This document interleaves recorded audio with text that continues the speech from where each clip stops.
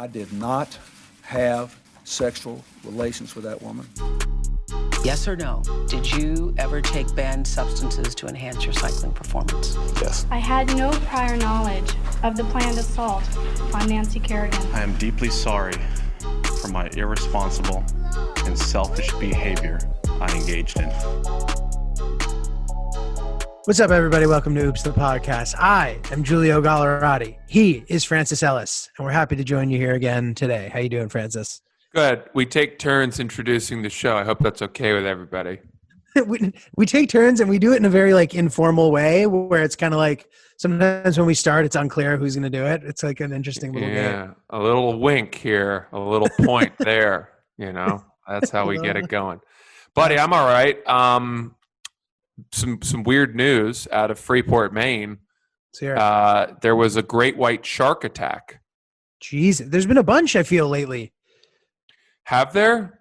Maybe this is the same one, but there's been a few on the East Coast in the past month or so. They get publicized so much. Yeah. And all of that goes back to Steven Spielberg's 1970s classic, Jaws. Right.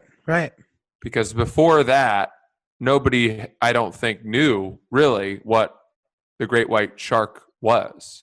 That movie did branding for the great white shark on a level that I don't think we've seen with, I'm trying to think of a sports brand or something where a movie featured it and then it took off as a result, but I can't think of one. I can think of one, the Mighty Ducks.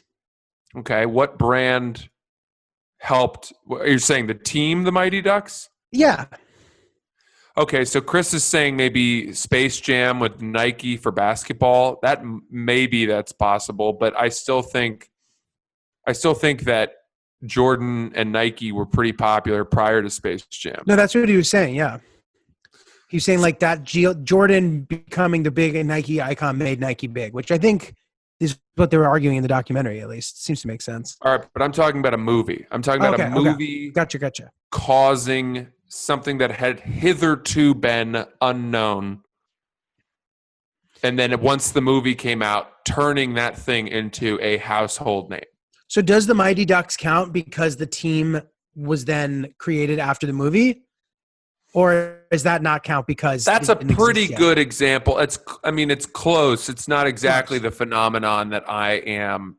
Right. Let's put it this way. If after that movie, no, because you know what it would need to be? It would need to be that the Mighty Ducks were an NHL team. Yes. Nobody cared about or really knew about. Then the movie came out, and then that team went on to become the most feared NHL team. So feared, in fact, that many people stopped stepping onto the ice as a result, out of fear that they might run into a Mighty Duck. Right. That's interesting, though. This a sort of a thing that ended up being a negative PR stunt. So much to the point where fucking Discovery Channel or whatever, I forget what channel does Shark Week, but that whole purpose of that is an attempt to overhaul the Shark's image. And Shark Week has become a multi-time-a-year thing now. I know. It's always fucking Shark Week. And I know it's not a new take, but I think that Shark Week is so overblown and it's so not exciting. And I think it's become kind of a tired joke to say that stoners sit around and watch Shark Week. I don't think even stoners are watching Shark Week anymore. I don't know why they do it. They're no longer blown away by it. Yes, totally. But all of this is to say that a woman in Maine, this is sad. So, Shark Week starts in 3 days, says Chris. So, wow. This is sad. A woman in Maine was swimming. She was a triathlete, and she was wearing a wetsuit. And if she's a triathlete, you have to believe she was swimming very well. Do you know what I mean? You have to assume that. She was probably swimming from one island to another island and doing kick turns and stuff like that. And she was attacked by a great white shark and killed. Jeez, dude. And this happened about a week ago, and it's all anybody in Maine has been talking about for a week. It's the only thing people in Maine have been talking about for a week. So are you guys like ocean faring people when it comes to like swimming? Like how does it work exactly up there? Dude, we are absolutely. And I'm sure this is going to sound like what you would think I would say. We went out in the boat and jumped into the open ocean some 8 miles away from where this attack happened the day wow. after it happened. Wow. And Did you know it had happened? I think we kind of knew, but we didn't know exactly where. We'd heard rumblings, and then the news reports started to come out. And, you know, we were in the ocean, and this is the thing. They started to say, well, if you see seals and fish, don't swim in that area because that's what the shark feeds on. Right. And this woman was wearing a wetsuit, so the shark mistook her for a seal. Dude, how shitty is that? You get eaten by a shark, and the shark's like, "Oh, I didn't even want that." Like that sucks. I agree. And dude, the article, the news article, again, I hate to. I got to be careful because I don't want to make it sound like we're making light of this horrific. We are not. Yeah. Thing. But the news article said this woman, you know, the shark likely mistook her for food. Ugh, that sucks.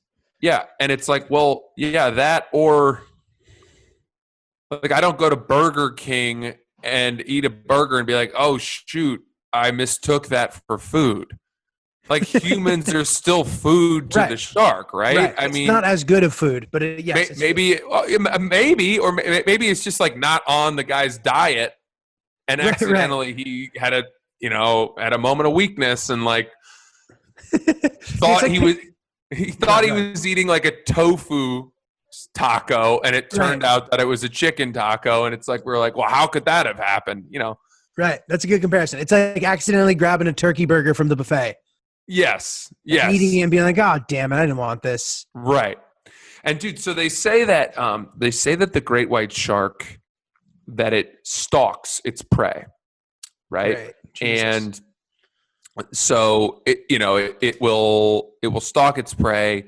And I was reading articles about this. It says that oftentimes what it does is like the reason that humans are not killed more often by great white sharks, believe it or not, is that humans, because of the buddy system, often help each other out of the water after they've been bitten by a shark. And so normally what will happen is the shark will come in, take a bite, and then like go away. And then as the animal is sort of weakly dying, it will then come back in and hit it again and again and again.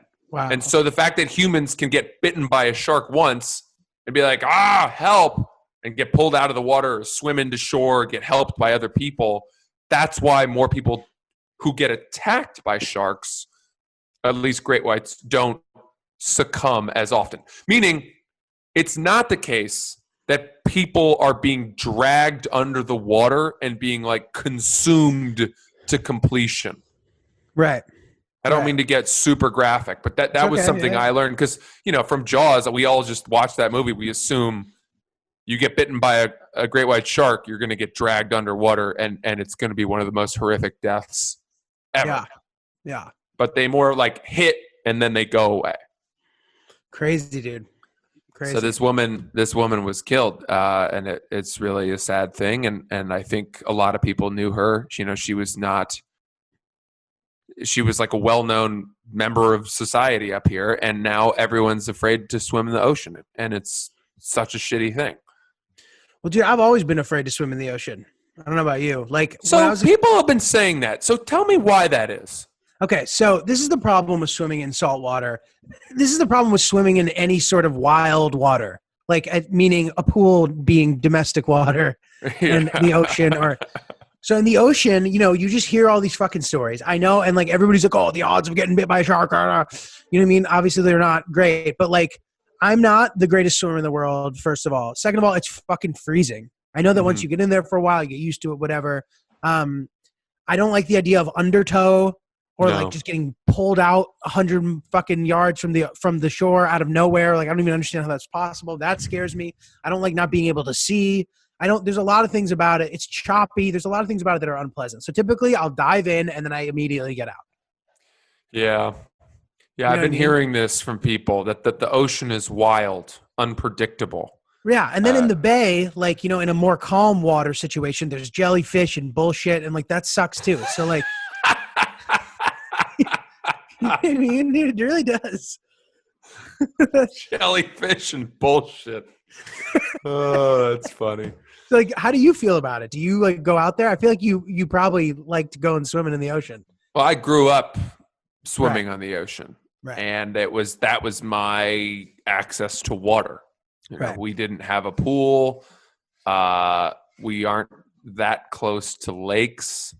Right. And, you know, when I was able to swim in a lake, I did find it more enjoyable, probably. Yeah. But I also find that lakes are often stagnant, right?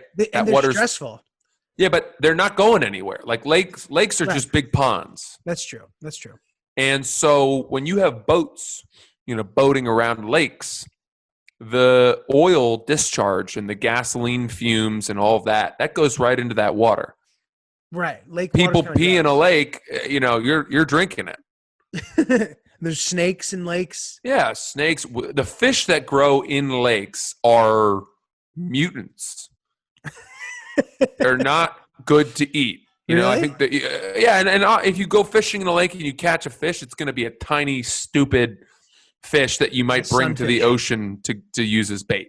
Right. Right. To me, the ocean is the NBA, whereas lakes are like the D League, Okay. That's fair. and I then respect pools are like backyard basketball. that. Pools are like the private summer event. Yeah, but dude, yeah, exactly. An ocean has tides, right? Right. So it's always refreshing. It's a toilet that is constantly flushing and then refilling. Yeah. And I like that aspect of it. Same. Having said that, after you swim in the ocean for much of the day, if you don't get a shower, the salt on your skin and in your hair is not that pleasant. I don't really care for that. I feel much cleaner after I swim in a lake. Fair.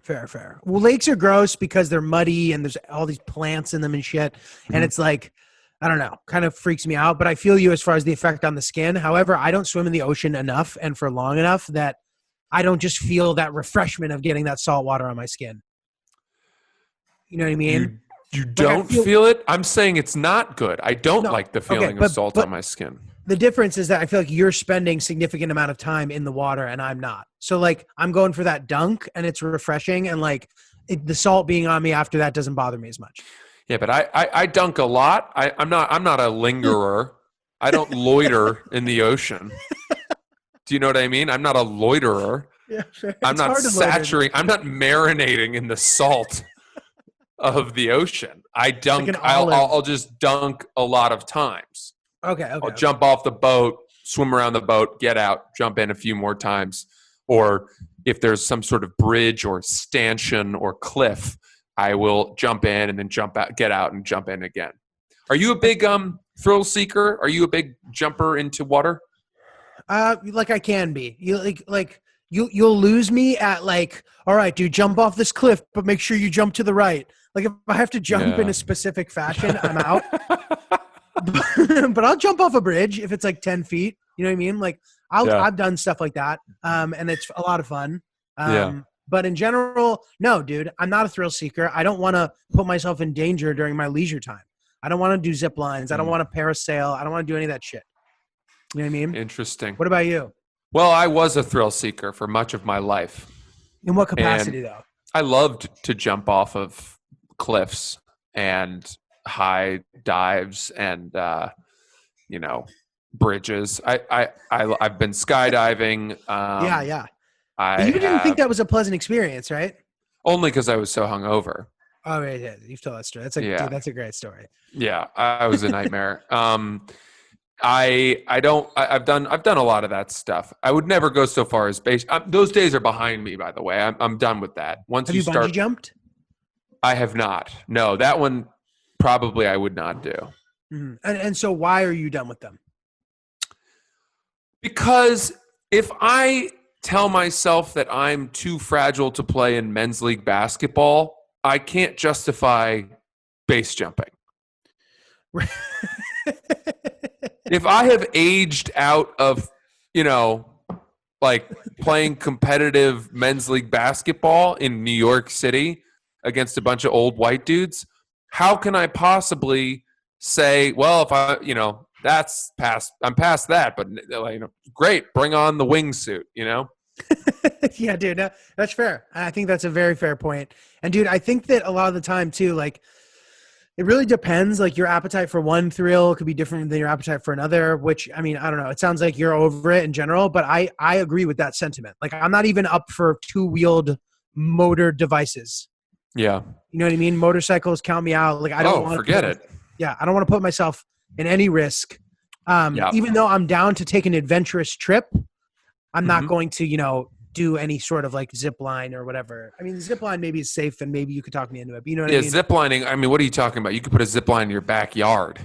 Right, but I mean kind of like the tropical zip line in like Costa Rica or whatever where you're like A above ropes the course. jungle. Yeah, where you wear the harness that turns your junk into looking like it's homemade pasta coming out of a press. Collateralizing your junk. Just paying for a wedgie all day. I mean, it's so bad. It is bad, dude. You get chafe on your inner thighs and then your balls and everything becomes into one. It looks like an apple. Yeah. Nobody has ever looked cool on a ropes course or on a zip line, Right. Yeah. Yeah.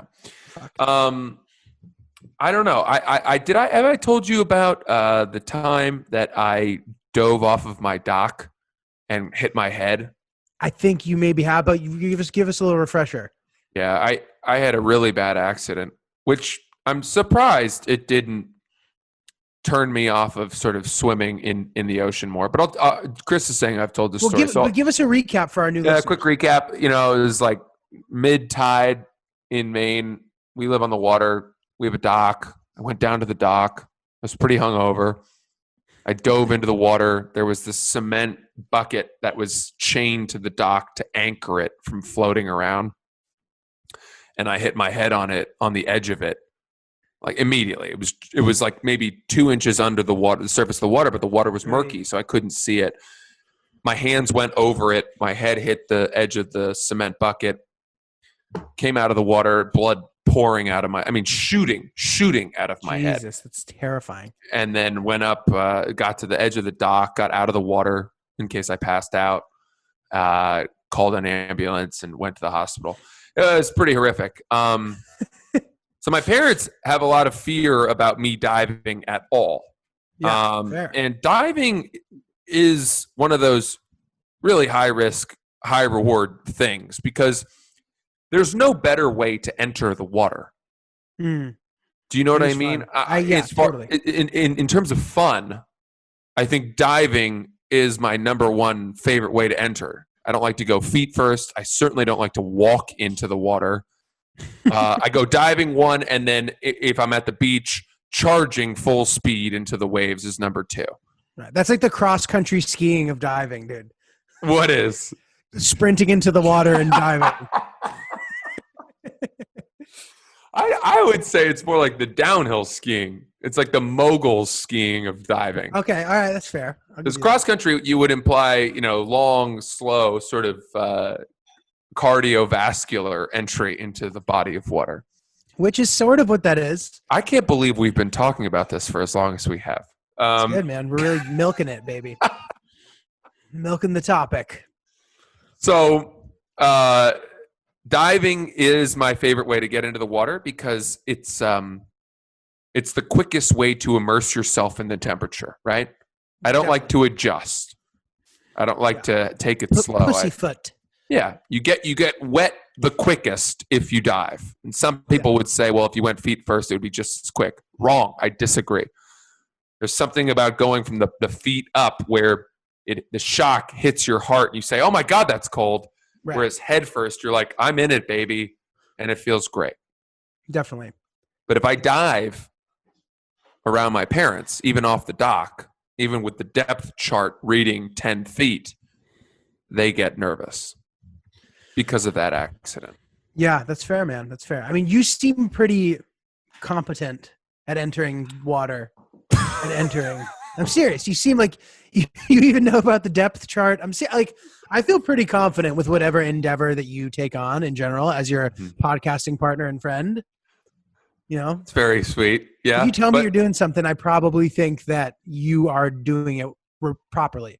Well, I'm one of those people who I'm a good salesman. I can lead people into trouble by making it sound like I know what I'm doing much more than I actually do, I see that too. and that I has see that. cost me some friends. They're dead. They're gone. You know, that They're woman gone. who got eaten by the shark, friend of mine. Good Yeah. friend. Gee, what do you got going on this weekend?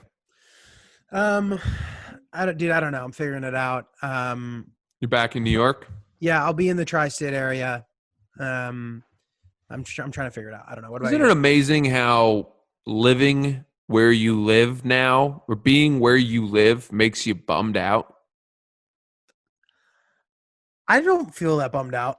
When you're in New York, you don't feel bummed out? You don't feel like, well, I got to get out of here? Marginally, but I'm okay with it. Like the way that I'm like sort of busy these next couple weeks, so it's Okay. sort of fine, I guess. I know what you mean. I haven't let it get to me fully yet, Hmm. Hmm. but I don't know. What about like? Do you Well, feel when I contrast my life in New York, which was my life, yeah, which was all that I knew, versus what I've now seen that my life could be, right. it has cast a pall over my New York life. Right. It made me feel like I had wool over my eyes, where once I was blind, now I see. Where once Yeah. I thought spending, $100 a day on coffee and then a smoothie and then a drink and then Dude, a totally. seamless dinner was just the cost of living. I spend $100 a day here. It's horrific. It sucks. I know. I've broken it up by like being like having things to look forward to, I guess. Like I have a cool trip coming up in a couple weeks, and I don't know. But I've enjoyed the nomadic lifestyle. I like kind of living. It really helps makes you live in the moment and stuff, which feels good, I think. That's true. That's true. What are you doing this weekend? Well, my parents are leaving for the weekend. They just no left. parents, dude. Dude, I'm not kidding you. This is what I wanted to talk to you about. I'm 31 years old, and I still have that moment of instinct where I say, they're out of the house. I need to start texting people to have a party.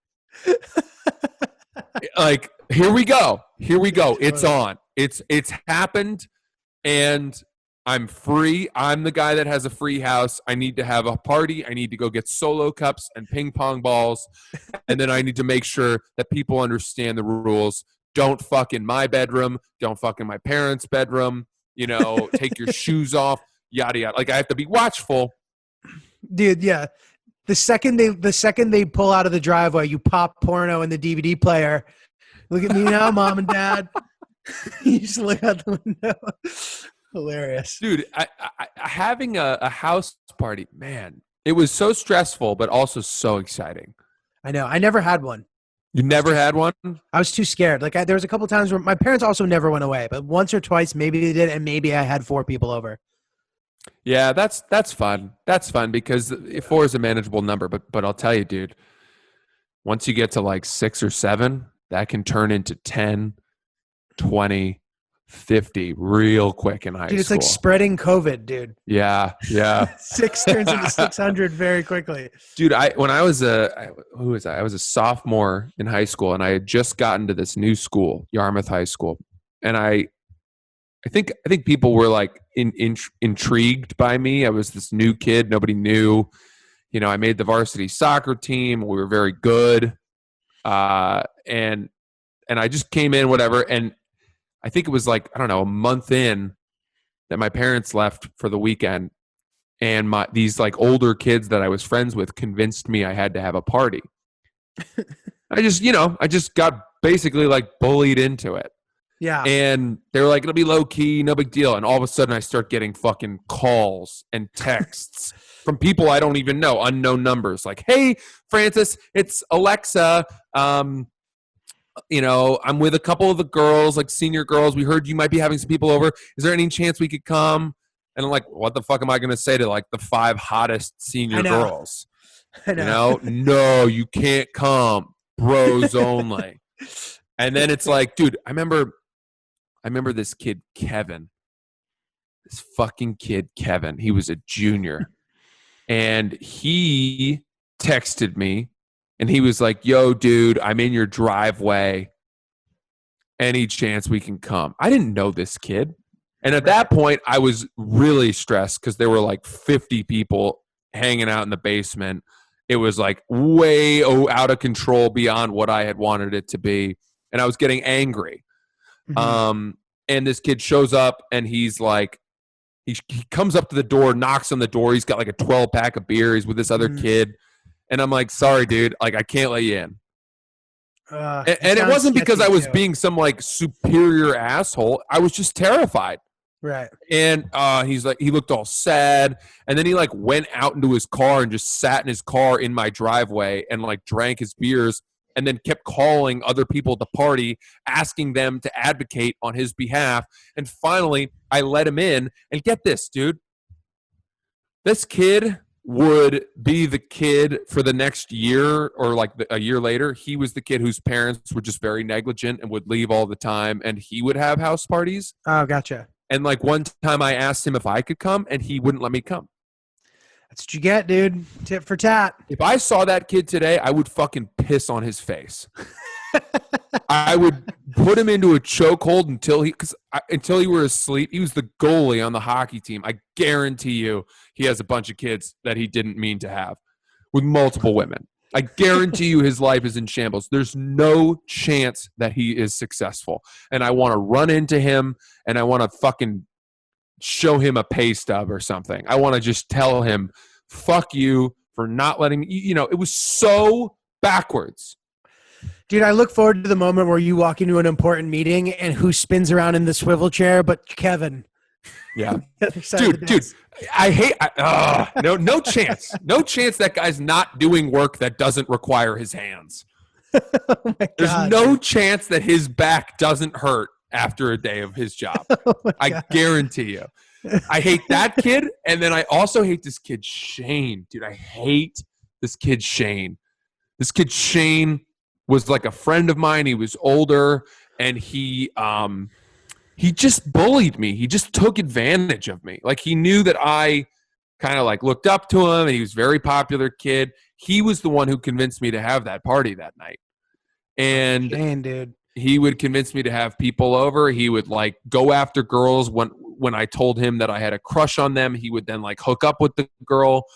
He just mind fucked me. And Toxic, dude, this Shane. this kid has kept up with me, and I think he was like a Barstool fan. And he would a week or so ago, he texted me, or maybe he DM'd me. No, he texted me a clip or like a meme or something. And it was some meme, and he was like, "I thought you'd appreciate this." Oh, and I'm going to be honest with you, Julio, I actually did appreciate it. It was funny. What he Shane's texted back, me dude. Shane's was funny. back. Yeah, but guess what, Julio? I just ghosted him. Wow. I didn't even respond. I didn't write back, ha ha. I didn't even write back, ha. I didn't even give him a heart emoji on the on the meme text. itself. I just didn't respond. I was like, Savage. fuck you. I haven't let it go from the years of high school where you were a dick to me. And that's just how I feel, man. I finally got my revenge by not responding to his stupid meme that I actually thought was funny. Dude, that's hilarious. I also love the image of like Kevin sitting in his car, like trying. It's basically like the rural version of attempting to get into a nightclub and eventually succeeding. Totally. Like, dude, my boy has a table. Sorry, dude. And then he sends like 90 texts, and finally the guy comes out to get him. Yeah, Brings them in. and back then, instead of bringing hot girls to the party to help you get in, you brought beers. Yeah. Like if you brought beers, Holding up like the you were beer, the yeah. kid. It's like, oh, dude, he brought 12 loose, totally different branded beers in his backpack.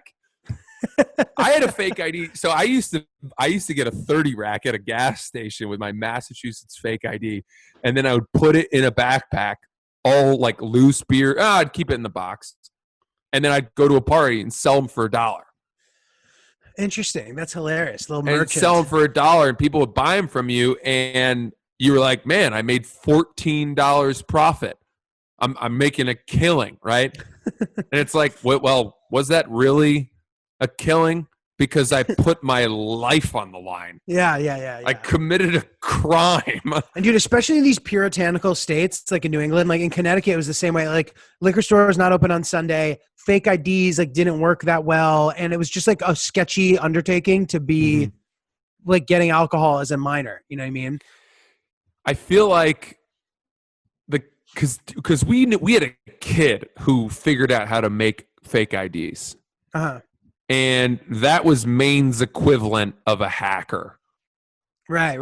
That was Maine's equivalent of the kid who sat in his basement with like acid music playing right. Hacking into Twitter. and just typed on MS-DOS all day and like figured out the mainframe for Twitter. Yeah. Did you have a fake ID?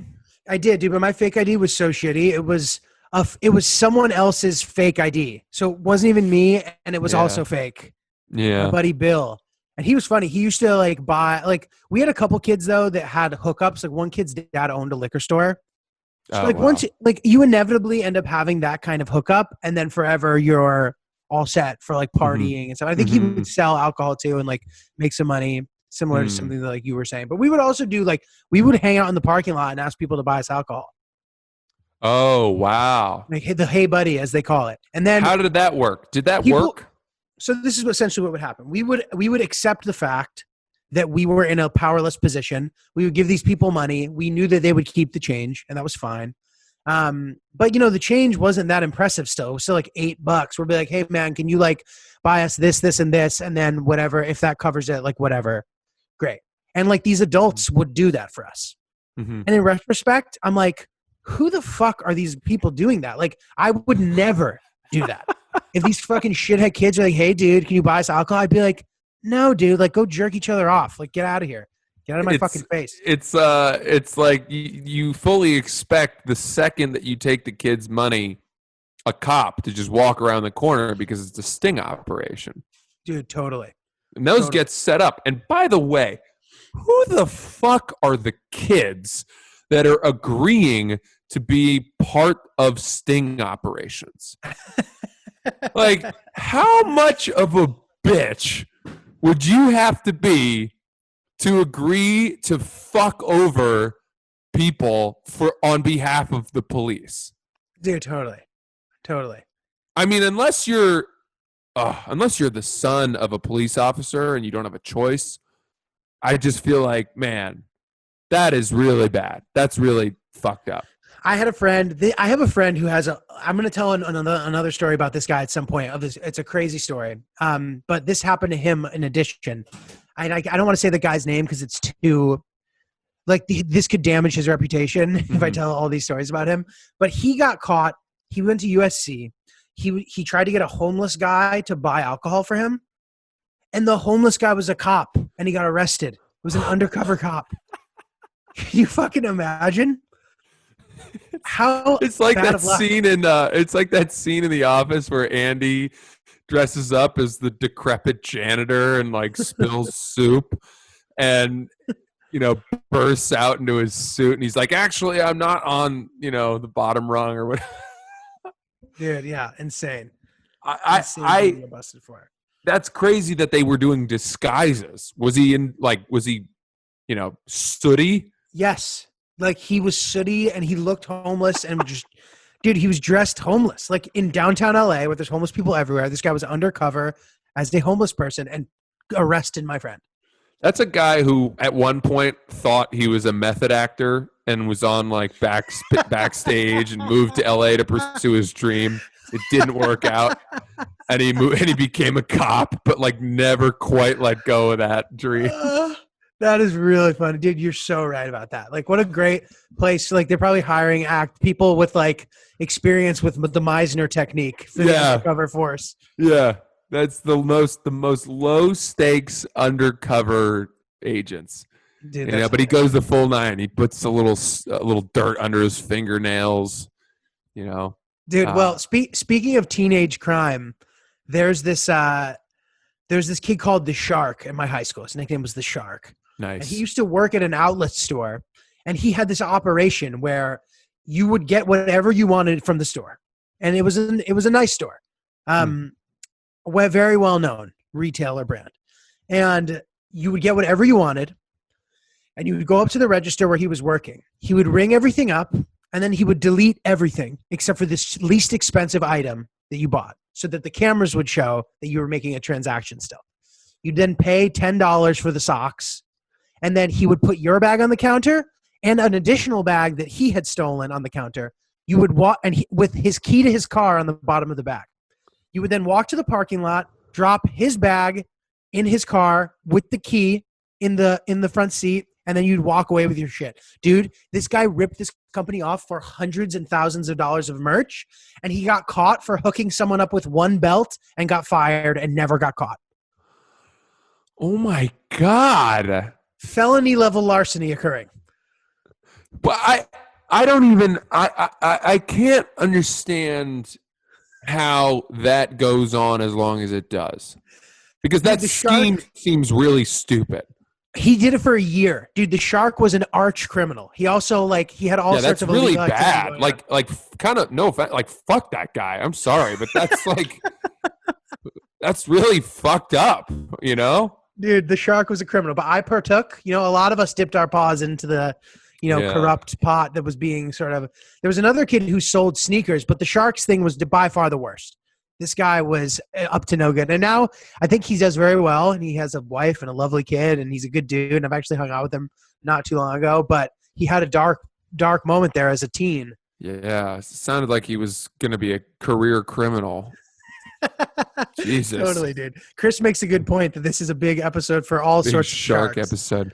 The Shark and Sharks. There was a kid at our high school named Dan something, and he would go into, and I'm not kidding you, the local super grocery store. It was a Hannaford Brothers. And I'm talking, this was like 2-minute drive from the high school. So the odds of you running into a high school administrator, a librarian, a vice principal were pretty high, a teacher. Right. This kid would go in there. Somehow he knew a cashier that worked at the Hannafords. And so he would put their bib on, and then he would go into the liquor aisle. He would fill a shopping cart with bottles of liquor, fill it. And then he would go into the chips aisle, and he would create sort of a cage of chips. So he would put chips on the top, chips on the sides, so you couldn't see that there was $2,000 of tequila in the middle. In the shopping cart, right? And then he would just walk out of the store. Unbelievable. Brilliant. With the shopping cart. Brilliant. I guess. How do you get, the fact that there was no, and I don't know if he eventually got caught, but that was that was his thing. He was right. He tried it once, it worked. Dude, I would be too scared, man. Dude, that's the funny thing about teenage crime, bro. Teenage crime is to accomplish stupid goals. Yeah. I agree with you. I would totally be too scared to do that. But think about the outcome, just so you can get some tequila. It seems outrageous. Yeah. Yeah. But dude, showing up to a party with 12 handles of tequila, you're getting a hand job that night at the very least. You know what I mean? You're the king of that party. Dude, and while you're getting the hand job, the girl's talking dirty to you. She's like, oh, yeah, I saw you walk in with all that tequila. Yeah. You're just there's more where that came from, baby. Yeah. And then she'll say something like, you can come anytime you want. And you're like, you don't understand how my penis works. What the fuck? That's hilarious. Dude, I got a hand job once and a girl said that to me. She was like, you can come whenever you want. And I was like, I wish. You don't understand. how this I works. wish that's how my anatomy functioned. Like, just gotta think, gotta focus, you know? Thank you for the permission. Watch out. How it works. Dude, fucking unbelievable. It's just so many good high school topics, man. I love I know. whenever we get back in here. I So know. much There's some characters. I hope it resonates with people. Have a great weekend, dude. That was fun. Good stuff this week. And that's Oops the Podcast. Feeling good? Yeah, dude, I'm feeling good. I'm looking forward to the end of the summer and continuing to have a little bit of fun till it gets dark in more ways than one. So I hear you, bud. I'll see you next week. Thanks for joining us, everybody. Shoot your stories from high school over to oopsthepodcast@gmail.com. Follow us on Instagram and on YouTube, Oops the Podcast. I'm Francis Ellis. He's Giulio Gallerati, and we will see you next week.